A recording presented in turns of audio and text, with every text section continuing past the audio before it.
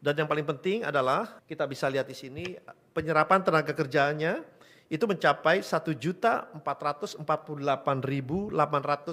orang atau kurang lebih peningkatan 15% dibandingkan tahun sebelumnya. Kemudian PMA PMDN-nya ini juga relatif hampir sama, total investasi dalam negerinya mencapai 502,9 triliun atau 49,8% dan PMA-nya ini mencapai 507,6 triliun. Oke guys, kali ini gue mau bahas soal program investasi dan hilirisasi. Nah, bagi teman-teman di sini yang sering bertanya, Indonesia ini kan kaya sumber daya alam. Hampir setiap tahun, hampir setiap hari, kekayaan sumber daya alam kita ini selalu dikeruk. Tapi kenapa kita nggak kaya-kaya? Ya jawabannya adalah selama ini kita itu mengekspor sumber daya alam kita dalam bentuk mentah yang pasti harganya murah. Jadi misal nih, ada sebuah perusahaan mobil listrik di China ingin beli nikel dari kita untuk memproduksi baterai dan mobil listrik.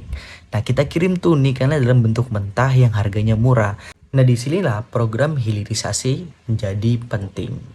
Karena di program ini, sumber daya alam kita tidak akan dijual ke luar negeri dalam bentuk mentah. Jadi harus dalam bentuk jadi. Gimana caranya? Ya perusahaan-perusahaan asing itu jika ingin sumber daya alam kita bisa dijual ke mereka, mereka harus bikin pabrik pengolahan bahan mentah di dalam negeri Indonesia. Jadi mereka harus berinvestasi bikin pabrik baterai, bikin pabrik handphone, bikin pabrik mobil listrik, motor listrik gitu.